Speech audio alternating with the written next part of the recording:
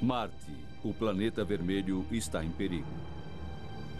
Alguma coisa está perturbando sua órbita. Marte está fora de controle e está sendo arrastado em direção ao Sol. O problema é que sua trajetória coloca o planeta vermelho em curso de colisão com a Terra.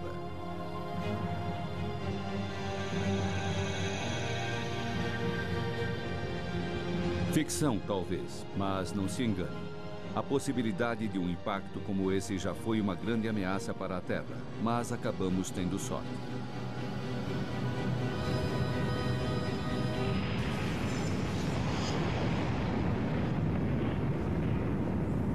A Terra foi realmente atingida por algo mais ou menos do tamanho de Marte. Nós temos uma Lua como resultado desse impacto e isso foi ótimo porque a Terra seria um lugar muito diferente hoje. Nossa prototerra sem Lua esperando aquela afortunada colisão. Terra Marco I, o planeta que existia antes da colisão que formou a Lua, foi completamente destruído por este evento de impacto. E a Terra na qual vivemos hoje, Terra Marco II, é um planeta diferente do que teria sido se o impacto criador da Lua não tivesse ocorrido. É uma questão simples, mas apenas recentemente os cientistas começaram a refletir sobre o que aconteceria se não existisse a Lua.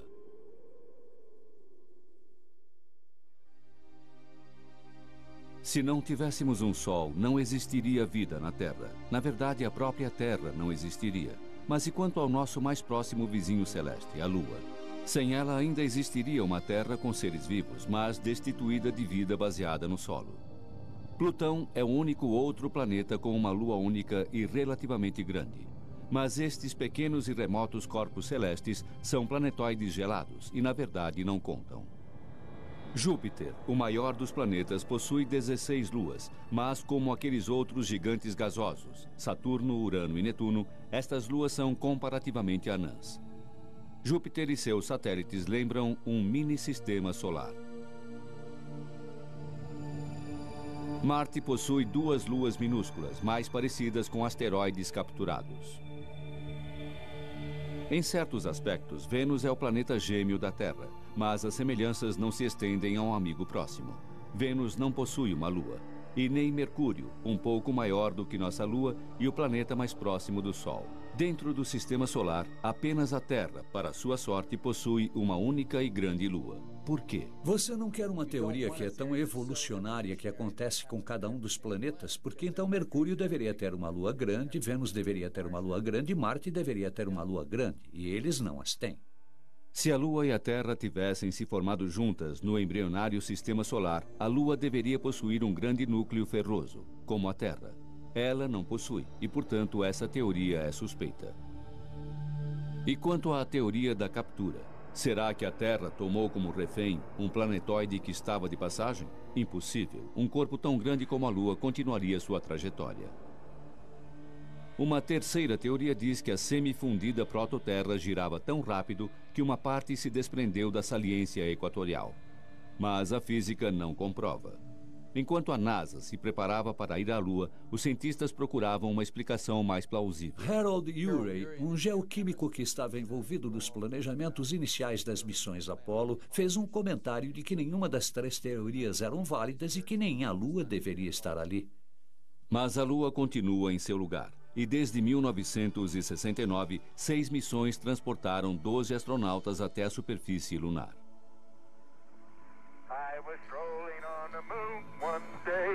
Mas os primeiros pousos da Apollo são sobre bandeiras e pegadas. Mais tarde, entretanto, os astronautas procuravam pelas assim chamadas rochas da criação, materiais que existiriam desde a época da formação da Lua. Será que eles resolveram o mistério da origem da Lua? No total, as missões Apollo trouxeram para a Terra 380 quilos de pó e rochas da Lua. 2, 1, 0, decolando, e lançamento. Câmbio e ignição. Assim que as primeiras expedições Apollo voltaram de suas missões na Lua, foram realizadas uma série de conferências anuais em Houston para estudar as rochas que elas trouxeram de volta e falar sobre a química e as propriedades dessas rochas. As pessoas chamavam essas conferências de festivais das rochas, uma a cada ano. Os resultados são decepcionantes. As rochas são semelhantes às do manto terrestre. Elas não possuem água e muito pouco ferro. Estas não são rochas de sua formação, e não é uma surpresa. Por mais de bilhões de anos, um bombardeamento cósmico destruiu as mais antigas rochas da superfície lunar. Até certo ponto, a busca pelas rochas de sua origem foi um esforço inútil. O homem andou sobre a Lua e os teóricos de sua origem não deram grandes passos. Vários cientistas se reuniram e começaram a pensar. Já se passaram cerca de 10 anos desde o final das missões Apollo e deveríamos estar conhecendo mais sobre a origem da Lua e os primórdios de sua história. Ao se concentrar apenas nas análises das rochas, Hartmann acredita que seus colegas deixaram de lado um quadro mais amplo. Ele está convencido de que os impactos são a pista a seguir. A Lua é um completo registro de 4,5 bilhões de anos de colisões no espaço, e ela já foi vítima de algumas fortes pancadas, não imediatamente óbvias, do hemisfério que se volta para a Terra. Antes da Apollo, quando a face oculta da Lua era quase desconhecida, Hartmann tentou mapear as crateras nos limites do hemisfério visível. Num laboratório, ele e um colega montaram um globo especial. Projetamos as melhores fotografias naquele globo, seguimos para o lado e então descobrimos uma nova variedade de características que as pessoas haviam ignorado. Manchas grandes, concêntricas, enormes crateras de 1.000 quilômetros de diâmetro representam uma das conexões com minha própria teoria de que a Lua havia sofrido grandes impactos e que no início existiam grandes corpos vagando pelo sistema solar, colidindo com outros planetas. E para cada impacto na Lua, 25 ocorriam na Terra.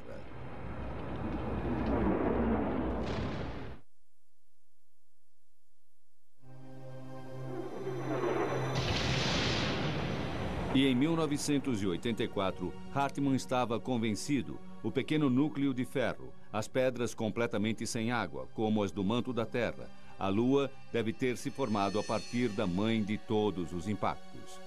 O objeto de impacto deveria ser do tamanho de um planeta. Mas os mundos podem colidir? Na Rússia, uma nova teoria da formação planetária sugere que é possível. Nosso jovem sistema solar é ainda uma grande confusão. De uma vasta nuvem fundamental, partículas se reúnem em grupos. Elas crescem até o tamanho de uma bola de basquete, se agregando e colidindo. Em pouco tempo, atingem o tamanho de montanhas. O processo leva cerca de 100 milhões de anos. Estamos no estágio final de colisão dos planetas. Um planetoide destrói o manto de Mercúrio. Destroços seguem na direção de Vênus. Mais além está a Terra, terceira rocha a partir do Sol. Mas em seguida, no espaço antes de Marte, um planeta extra, um intruso estranho chamado Orfeu.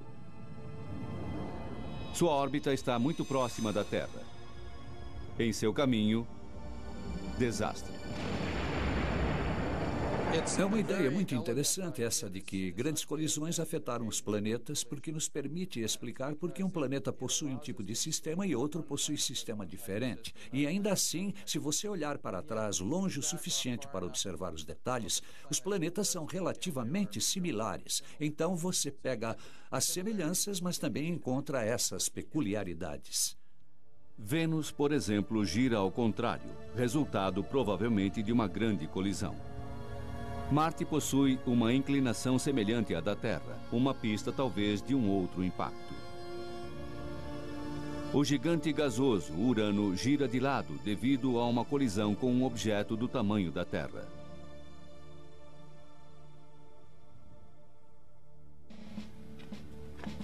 Entra em cena um especialista em impactos. Baseado como Hartmann em Tucson, Arizona, Jay Melosh não acredita na teoria de Orfeu, mas está disposto a colocá-la à prova. Como cientistas, estamos interessados em saber o que acontece quando dois planetas colidem, mas nunca seremos capazes de realizar experimentos com impactos reais de planetas.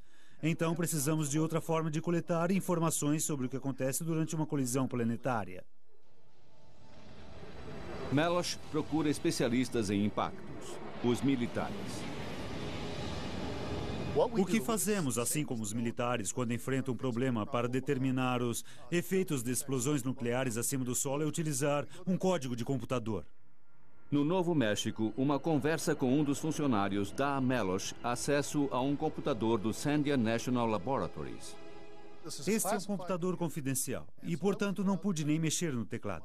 Meu colega fez perguntas sobre os dados relacionados ao problema. E ele, por exemplo, me perguntou qual o diâmetro do alvo. E eu dei a ele o diâmetro da Terra. Algumas cabeças se levantaram na sala. O alvo é a Terra. Depois eles perguntaram qual o diâmetro do projeto e eu forneci metade do diâmetro da Terra. Algumas outras cabeças se ergueram ao nosso redor. E em seguida, a velocidade do impacto, 11 km por segundo. Finalmente, por causa do entusiasmo de todos na sala em relação a esta gigantesca colisão, esta simulação se transformou em prioridade e os resultados foram revelados. Podíamos ver a colisão de um planeta, ver esta enorme explosão de gases acontecendo, e foi esse tipo de simulação que permitiu descobrir novos fatores relacionados à compreensão do que acontece nesse tipo de desastre. Então, o que acontece quando dois mundos colidem? Já vimos filmes sobre colisões de planetas e coisas como Guerra nas Estrelas, onde planetas explodem instantaneamente. Não é assim que as coisas funcionam. Os planetas são tão grandes e os eventos ocorrem lentamente. Se você voltasse no tempo, 4,5 milhões de anos atrás, quando o planeta Orfeu colidiu com a Terra, você veria as coisas acontecendo como se fosse em câmera lenta. Orfeu se aproximaria, um corpo com cerca de metade do diâmetro da Terra, e lentamente colidiria com a Terra, penetraria nela e nuvens de vapor seriam expelidas, mas tudo num período de 20 minutos a meia hora.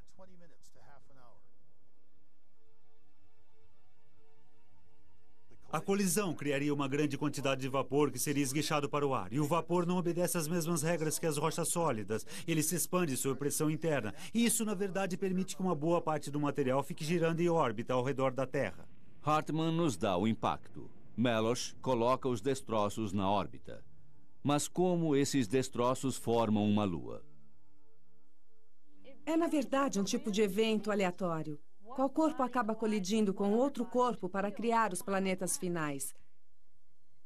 Uma dessas colisões aleatórias veio a acontecer no ângulo exato, com a velocidade certa, para formar nossa Lua.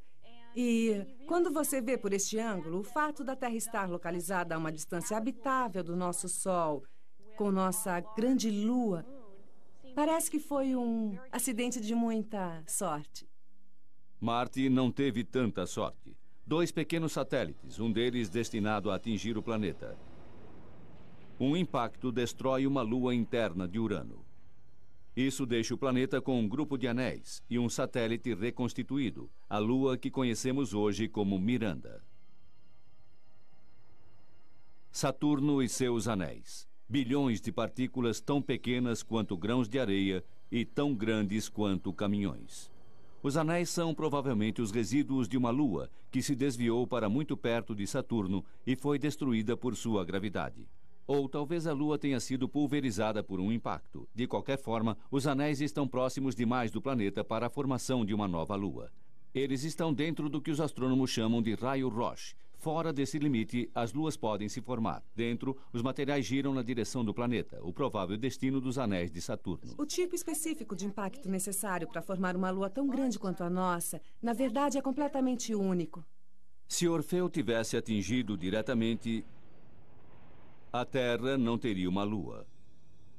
O ângulo do impacto teria espalhado um anel de destroços, e se estivessem dentro do raio Roche, os destroços teriam voltado ao planeta como uma chuva de meteoros. Mas em outros casos, nós descobrimos que depois de um impacto, talvez se formem 2 luas que ficam estáveis por dezenas de milhares de anos. Canop tenta todos os ângulos em suas simulações do impacto com Orfeu. 1/3 de suas simulações criaram 2 pequenas luas, mas eles formam parcerias insustentáveis. Além disso, 2 luas não durariam até hoje. Que visão seria se tivéssemos 2 luas no céu, bem próximas da Terra?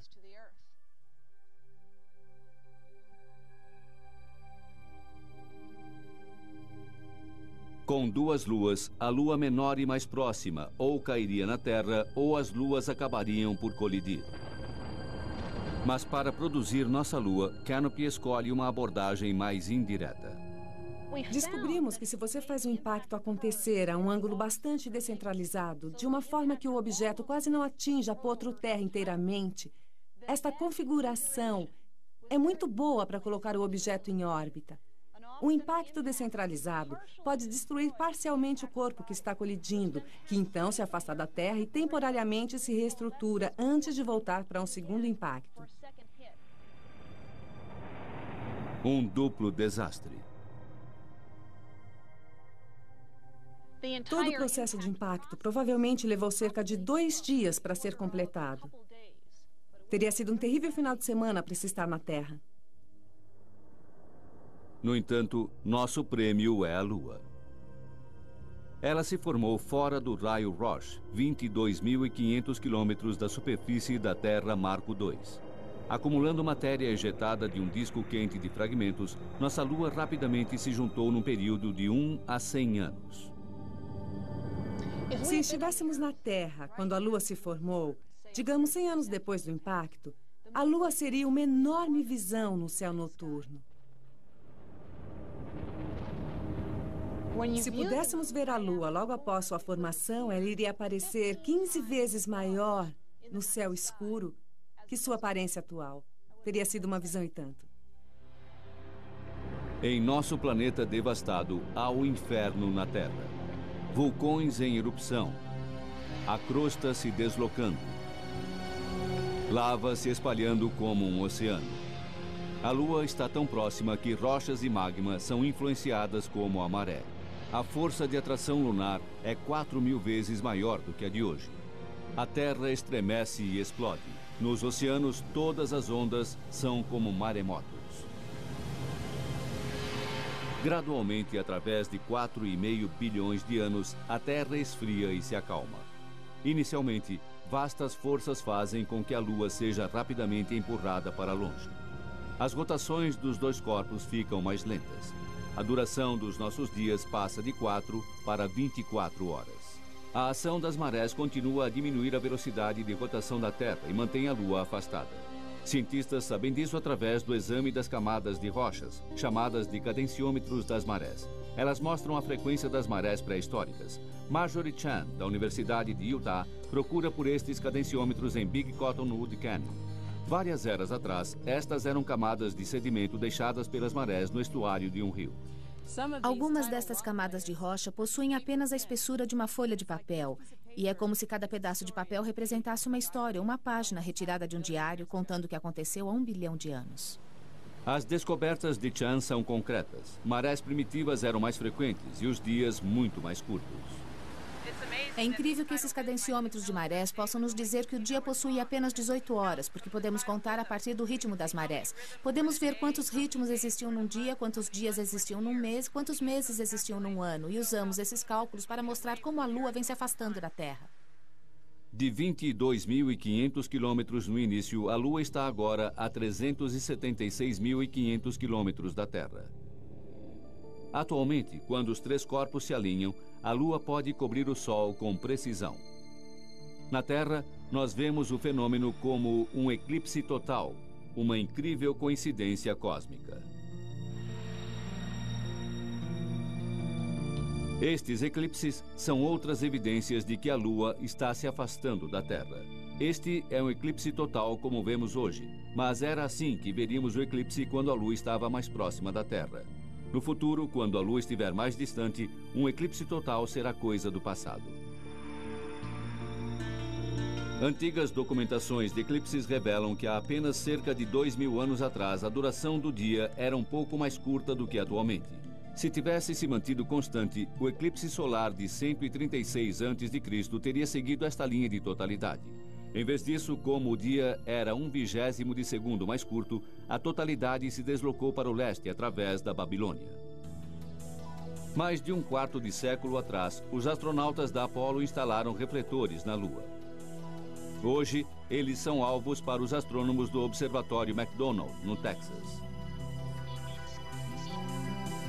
Ao receber os raios laser que retornam dos refletores, a velocidade na qual a Lua está se afastando pode ser medida até a largura de um fio de cabelo. A distância está se ampliando em 3,8 centímetros por ano. Dessa forma, em 4,5 bilhões de anos, a Lua em nosso céu encolheu até chegar nisso. A força de atração gravitacional da Lua mantém a Terra numa posição horizontal, com uma inclinação de 23 graus.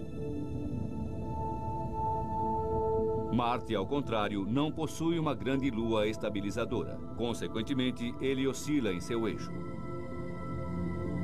Ao longo de milhões de anos, a inclinação pode variar de 0 a 90 graus, fazendo com que seu clima seja inconstante. Imagine a Terra dessa forma.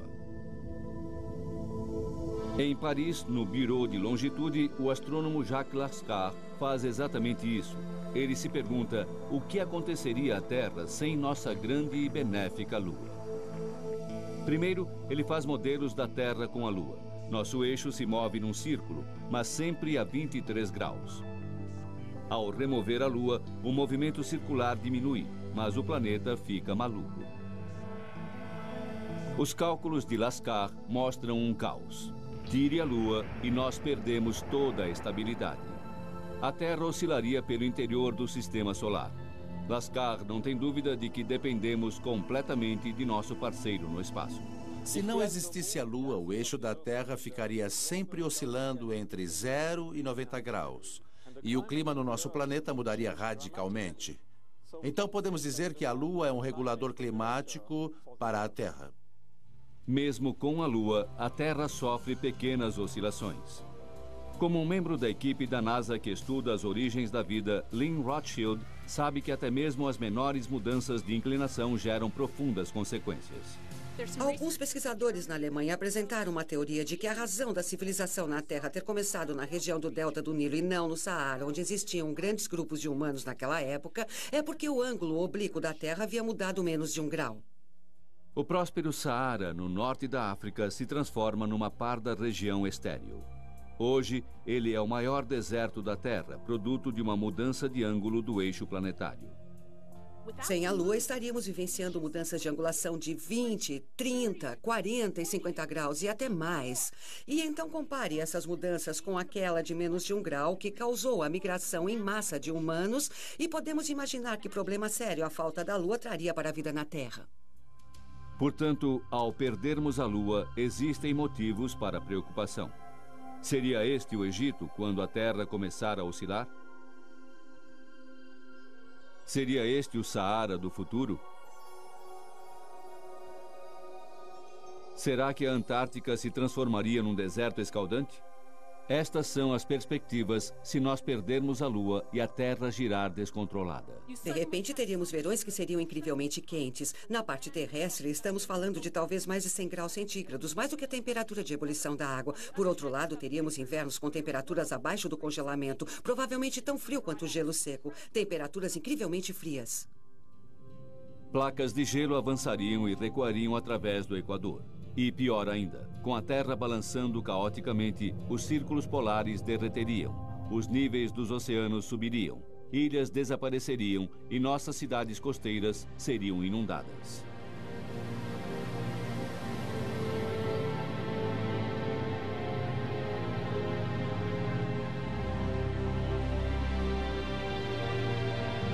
É fato concreto. A Lua está nos abandonando. E quanto mais distante, menor sua capacidade de estabilizar nosso planeta, e mais lenta será a rotação da Terra. Nossos dias ficarão cada vez mais longos. Uma forma de diminuir os efeitos do distanciamento da Lua é a construção de represas, não em rios, mas nos oceanos. É ficção científica, mas temos milhões de anos para desenvolver a tecnologia. Estamos perdendo a Lua por causa do atrito das marés. Reduzindo a vazante e a corrente de nossos oceanos através de represas, poderíamos diminuir o índice de recuo da Lua. Igualmente audaciosa é a ideia do falecido Alexander Abian, da Universidade de Iowa. Ele sugere sequestrar uma lua de Júpiter e estacioná-la na órbita da Terra. Esta lua, Europa, é grande o suficiente para o trabalho. Ela não substituiria nossa lua. Europa apenas ajudaria a manter nosso planeta alinhado, já que a influência de nossa Lua está diminuindo.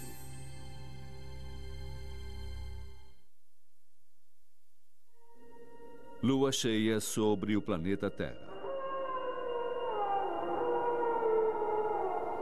Ninguém sabe a razão, mas a lua cheia significa problemas iminentes para hospitais, prisões e as ruas de qualquer cidade.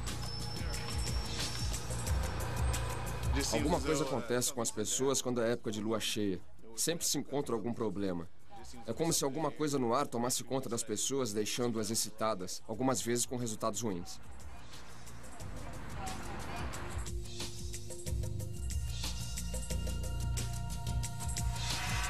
Da lua nova à lua cheia, os cientistas explicam as fases lunares. Como apenas metade da lua é iluminada pelo sol, nós vemos uma quantidade variável dessa metade. O que eles nem sempre explicam é o efeito dessas fases sobre a vida terrestre. Por que a prática de alguns tipos de yoga eram considerados perigosos durante a lua cheia? Um número maior de bebês nasce na lua cheia? Será que a órbita da Lua de 29 dias e meio terrestres, o mês lunar, influencia o ciclo menstrual? Para os homens primitivos, a lua cheia significava mais luz para suas caçadas. Existe uma teoria de que isso conectou o ciclo menstrual ao ciclo lunar. Enquanto o homem caçava, a mulher podia manter-se infértil. Mas nos dias negros da lua nova, quando os homens estavam em casa, a mulher deveria estar fértil para a sobrevivência de nossa espécie. Na natureza, uma vez por ano, as larvas palolos sobem até a superfície do oceano para o acasalamento, uma noite antes de uma lua nova. Presa fácil para os moradores destas ilhas dos mares do sul. Os corais crescem na Grande Barreira de Recifes. Isso acontece apenas na lua cheia em novembro, o sinal lunar para 1000 espécies se reproduzirem.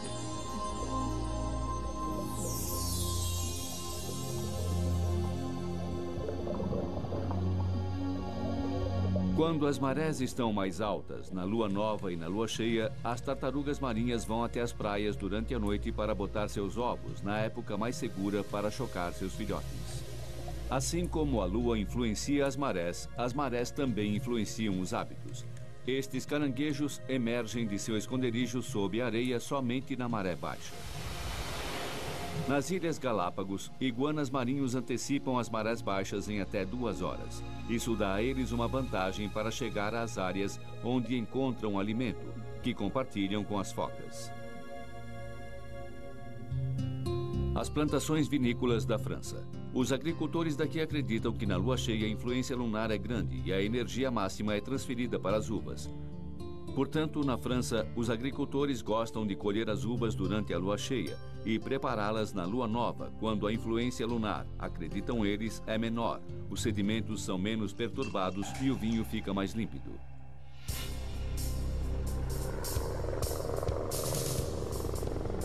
A vida na Terra é sem dúvida dominada pelos ritmos da Lua. A questão que está surgindo agora é se o impacto que formou a Lua pode ter acelerado a vida em si. Groenlândia, 1999, e uma incrível descoberta. Estamos voando para um acampamento nesta remota área do oeste da Groenlândia e podemos chegar aqui apenas de helicóptero. E do acampamento vamos andar até o local onde encontraremos o capítulo 1 da história da Terra. 3 bilhões e 800 milhões de anos atrás, esta área rochosa fazia parte do fundo do oceano. Um inuit nativo, Minik Rosen, é o primeiro a descobrir seu segredo. Esta é a mais antiga. Esta é a mais antiga rocha da Terra. Este é o material mais antigo que você pode pegar nas mãos. E se você quiser tocar algo mais antigo do que isso, vai ter que ir até a Lua para encontrá-lo. Mas a pedra lunar, apesar de antiga, não guarda pistas sobre a vida. Na Terra, a rocha da Groenlândia encontrada por Rosen traz novas informações, e esta é sua grande descoberta. Suas camadas possuem carbono, evidências de um plâncton complexo. Esse plâncton existiu há muito tempo, 200 milhões de anos antes da data previamente estimada para o início da vida, puxando esta data para mais perto do impacto formador da Lua. Foi realmente uma experiência incrível, porque seres vivos não deveriam existir naquela época e, se existissem, definitivamente não deveriam ser em formas de vida que teriam existido em alto mar.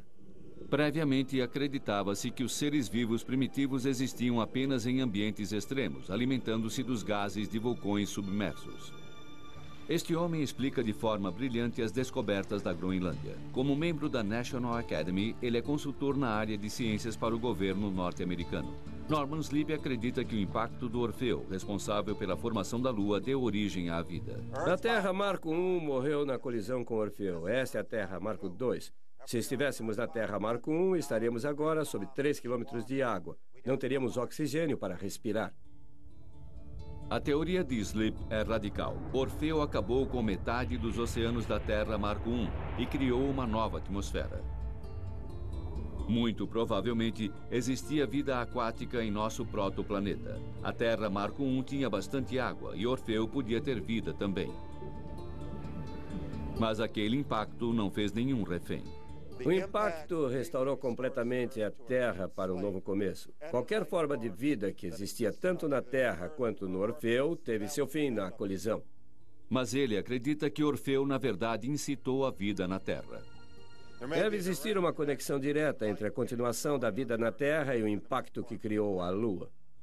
Sleep acredita que, como a Terra Marco I, Orfeu possuía um núcleo de ferro. No computador, estes núcleos são azuis. O impacto foi tão violento que eles se fundiram. Quando Orfeu colidiu, grandes quantidades de ferro foram misturadas à Terra. O ferro reagiu com a água, produzindo o hidrogênio. Isso produziu uma atmosfera redutora, que é essencial para o desenvolvimento da vida. Passe eletricidade através dela, como relâmpagos, e os precursores da vida podem ser criados. Em 1952, um famoso experimento demonstrou exatamente isso. Hal Urey e Stanley Miller criaram aminoácidos simples num tubo de ensaio. Mas sua pesquisa perdeu a força quando seus colegas insistiram que a Terra antiga não possuía as condições certas, uma atmosfera chamada redutora. Mas agora sabemos que o impacto de Orfeu pode ter produzido essa atmosfera.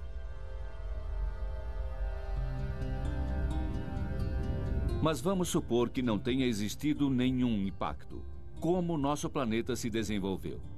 A Terra Marco I seria apenas um oceano. Você poderia ver alguns poucos e pequenos pedaços de terra despontando no meio da água, como um pedaço do Tíbet, talvez o topo do Havaí, do Monte Everest, mas a superfície seria basicamente coberta de água. Sem o impacto, definitivamente não teríamos seres humanos na Terra. Esse documentário poderia estar sendo feito por outras formas de vida, mas com certeza não seriam humanos. Nós podemos apenas especular em relação às criaturas que evoluíram na Terra Marco I. É realmente curioso tentar descobrir como seria a vida na Terra. Seria possível a existência de seres inteligentes?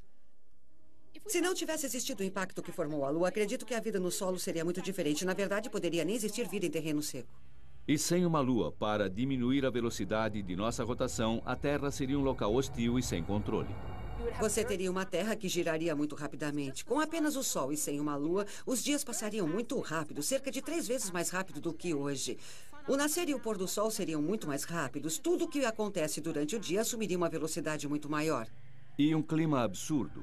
Ventos soprando a centenas de quilômetros por hora. Tempestades de areia intermináveis. Nenhum ser humano conseguiria sobreviver aqui. Então você realmente precisa se voltar ao meio ambiente aquático e pensar, bem, o que no mundo aquático pode ser considerado inteligente? Os polvos e seus parentes são todos um pouco inteligentes. Eles podem fazer coisas como construir pequenas casas por si mesmos com seus tentáculos. Eles podem, até certo ponto, ter sentimentos. Possuem olhos que são quase sósias dos olhos dos vertebrados. Eles são absolutamente fascinantes.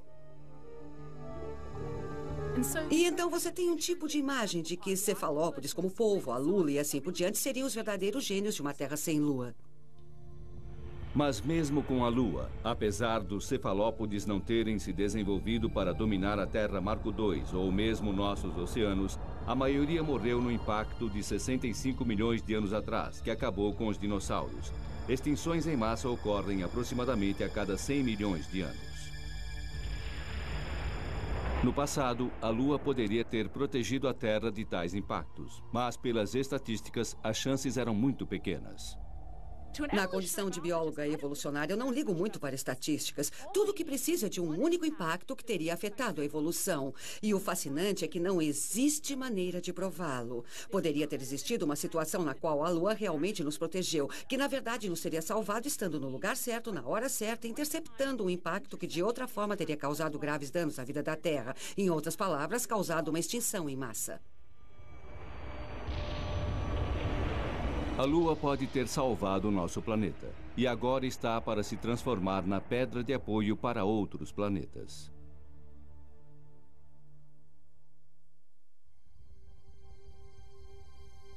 Como o acaso é um aspecto muito importante no desenvolvimento de um planeta, a Lua pode ser vista como um sinal de sorte.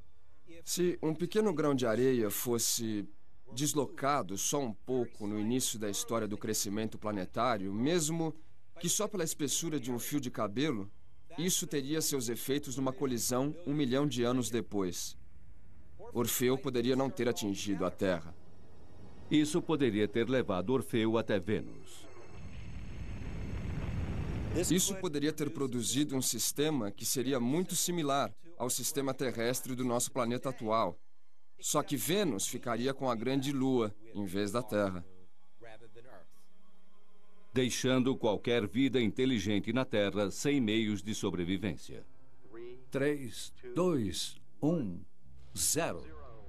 E lançamento da nave espacial Lunar Prospector numa viagem para redescobrir a Lua. Mas como temos a Lua, temos a chance de colonizar o sistema solar e estamos a caminho novamente. Eu sempre olhei para a Lua como um mundo completo. As pessoas costumam se esquecer de que ela é um mundo. É um lugar muito grande. A área da superfície da Lua é igual à América do Norte e do Sul combinadas. Mas apesar das sondas e das 6 missões Apollo, nosso parceiro celeste continua a ser um estranho para os humanos. Aqui estamos com um mundo completo e quase não conhecemos nada sobre ele. Faço uma analogia com frequência de que se você tivesse 6 equipes espalhadas pela Califórnia e eles trabalhassem em 3 dias, você nunca teria encontrado ouro nem teria encontrado petróleo. E você nunca teria encontrado água. Água entregue há bilhões de anos, segundo acreditam, por cometas. O gelo pode ainda estar preservado no interior de crateras escuras dos polos lunares. A pista foi dada em 1998, quando a sonda de Binder, Lunar Prospector, encontrou hidrogênio, um possível sinal de água. A quantidade de água sobre a qual estamos voando agora pode equivaler aproximadamente àquela que acreditamos estar congelada nas regiões polares da Lua, utilizando os dados do Lunar Prospector. Se este for o caso, então estamos prontos para uma colonização lunar. Se a água for confirmada, ela vale seu peso em ouro. Nós queríamos que as pessoas voltassem a estudar a Lua e compreendessem que este é o futuro da humanidade, o começo da colonização do sistema solar. Acredito que o Prospector está realizando essa missão. Eu gostaria de ver a humanidade na Lua, gostaria de ver a humanidade espalhada através do sistema solar. Esse é o ponto de partida. Quando o combustível do Lunar Prospector estava se acabando, Binder teve uma ideia. Decidiu mirar a sonda numa cratera do Polo Sul. Será que um impacto deliberado podia nos dar uma prova da existência de água? Infelizmente não, mas foi um tiro no escuro. David Gump é a nova geração, um empresário do espaço que planeja uma missão à Lua financiada comercialmente. Em sua base no deserto de Mojave, Califórnia, Gump possui um protótipo de um foguete reutilizável. Da órbita da Terra, ele lançará uma nave com o objetivo de procurar por água. Não possuímos prova concreta de que existe água na Lua. E, portanto, nosso robô pousará provavelmente no Polo Sul, perto do local chamado de Pico da Vida Eterna, e em seguida entrará numa dessas crateras escuras dos polos, para ver se existe gelo que poderia ser recuperado para formar nosso primeiro oásis espacial.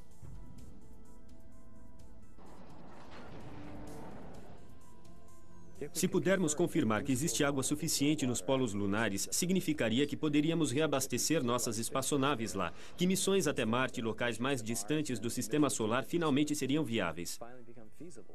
Seria a primeira vez que poderíamos realmente viver fora da Terra enquanto exploramos o espaço. A visão de Gump depende da água lunar. Ela sustentaria a vida e a separação em hidrogênio e oxigênio líquidos poderia gerar o combustível do foguete. A Lua seria um porto espacial. Eu acho que a Lua é fundamental para a exploração do resto do sistema solar. O sistema solar é realmente um lugar enorme e ter um lugar para treinar e fazer testes com seres humanos perto de casa e pedir ajuda se tivermos algum problema é extremamente importante. Se você estiver a caminho de Marte e tiver algum problema, poderá ter apoio.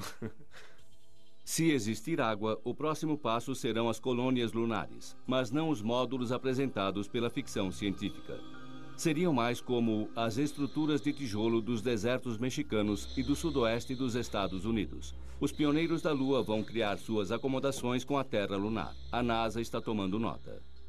A próxima vez que realizarmos uma viagem até a Lua, nossas roupas serão de alta tecnologia. Mas vamos depender de recursos naturais básicos para nossas residências.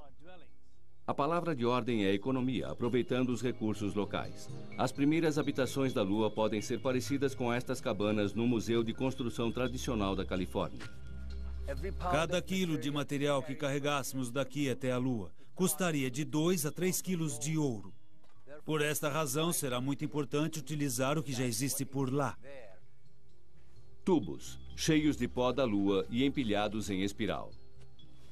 Parece irônico que estamos voltando ao passado da nossa história. E então vamos realmente voltar na história. Vamos pegar o melhor do que a civilização nos deu e transportá-lo para o futuro. Como a montanha-russa?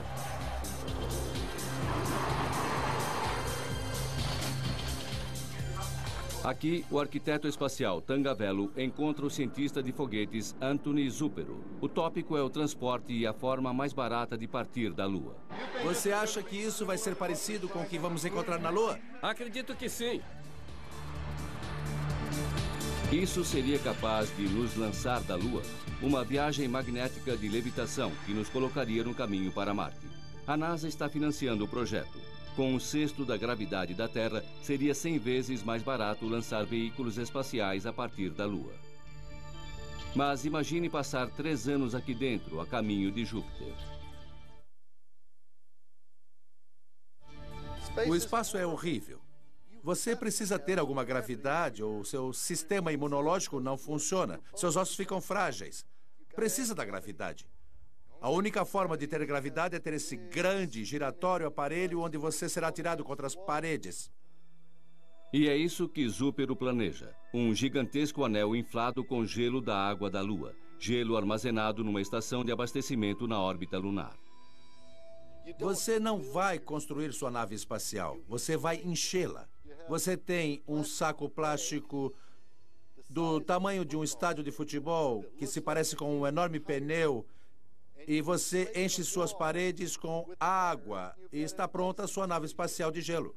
O anel gira e dentro dele os viajantes possuem a gravidade. Água em gelo armazenada nas paredes gera energia para o foguete. Para o retorno, o reabastecimento seria realizado numa das luas geladas de Júpiter.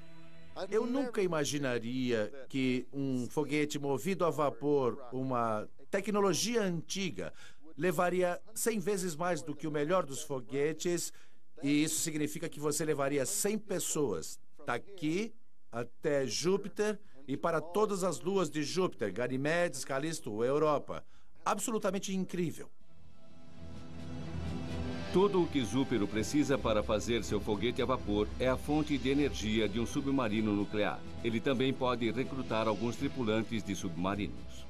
Os submarinos foram as primeiras plataformas para os quais o programa espacial se voltou para descobrir como as pessoas reagiriam a viagens longas em isolamento. E eles aprenderam muito com os tripulantes. E acredito que o tripulante de submarino é o tipo de pessoa que estaria interessado em fazer alguma coisa que encontraria oportunidade nesse projeto. O problema enfrentado no momento é o fator nuclear. Um mundo que permitiria naves espaciais com propulsão de explosão nuclear seria muito diferente do presente.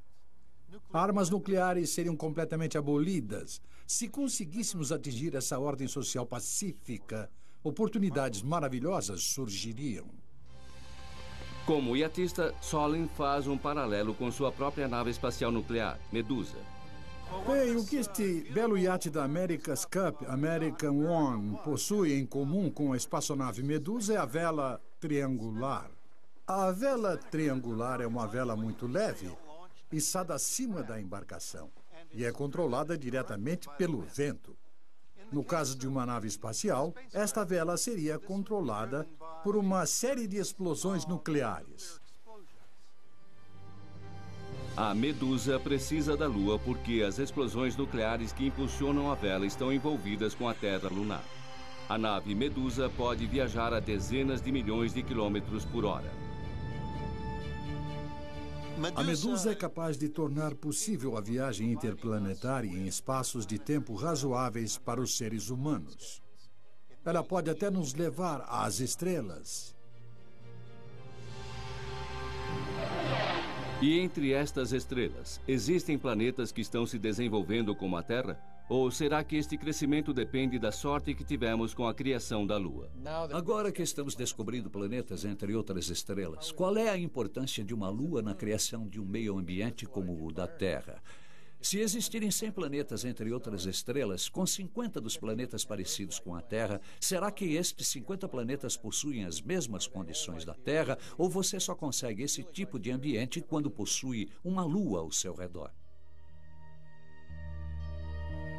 Recentemente, começamos a fazer a seguinte pergunta: qual a possibilidade de se formar um planeta como a Terra, com uma grande lua como a nossa, em outros sistemas solares?